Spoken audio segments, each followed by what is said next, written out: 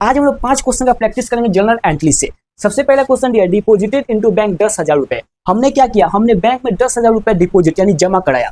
तो यहाँ पे सबसे पहले आपको अकाउंट फाइंड करना होता है, 2 अकाउंट आप लोग को फाइंड करना होता है। तो यहाँ पे देखिए आपका एक बैंक है, बैंक आपका क्या होता है, एक पर्सनल अकाउंट होता है। तो ये हमने पहला देख लिया। अगला है कि हमने 10,000 रुपए बैंक में जमा कराया। तो जो 10,000 रुपए ये क्या है, हमारे पास कैश था तभी ना जाके हम लोग बैंक में जमा किया, ठीक है। तो जो आपका कैश है ये क्या है, एक तरह का एसेट है। अब जितने भी आपके एसेट होते हैं ये सब रियल अकाउंट में होते हैं, रियल अकाउंट में आते हैं, ठीक है। अब पर्सनल अकाउंट और रियल अकाउंट 2 अकाउंट आपको मिल गया। अब इसका क्या क्या नियम हुआ, चलिए उसके बारे में बात करते हैं। तो जो पर्सनल अकाउंट है इसका नियम है, पाने वाले को हम लोग डेबिट करते हैं और देने वाले को हम लोग क्रेडिट करते हैं, ओके। अब जो रियल अकाउंट है इसका क्या नियम है, अगर आपके पास एसेट बढ़ेगा तो उसको हम लोग डेबिट करेंगे, और अगर आपसे एसेट कम होगा, पहले वो एसेट आपके पास था यानी संपत्ति पहले आपके पास था लेकिन अब आपके पास नहीं है, तो उस समय हम लोग क्रेडिट करेंगे, ओके। तो चलिए अब हम लोग क्वेश्चन पढ़ते हैं। डिपोजिटेड इनटू बैंक 10,000 रुपए, यानी कि पहले हमारे पास कैश था 10,000 रुपए लेकिन अब नहीं है। अब किसके पास चला गया, बैंक के पास। तो जो आपका बैंक है ये क्या हो गया, पाने वाला हो गया। तो जो पाने वाला होता है उसको हम लोग क्या करेंगे, डेबिट करेंगे।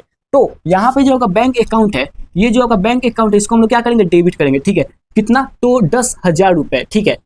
किसको, अब ये आपका पाने वाला हो गया। अब हमारे पास से कैश चला गया यानी एसेट कम हो गया। जो 10,000 रुपए जो कैश था वो हमसे चला गया, तो उस समय हम लोग क्या करेंगे, अगर एसेट कम हुआ हमारे पास से तो हम लोग क्या करेंगे, क्रेडिट करेंगे। तो यहाँ पे नीचे हम लोग क्या करते हैं, नीचे जो थोड़ा सा जगह इसको छोड़ लेंगे नीचे की तरफ, उसके बाद हम लोग यहाँ पे लिखते हैं 2, ठीक है। उसके बाद हम लोग लिख देते हैं कैश अकाउंट, जो हमारा कैश था अब उतना नहीं रहा तो इसको हम लोग क्रेडिट किए, कितना से, तो 10,000 रुपए से, ठीक है।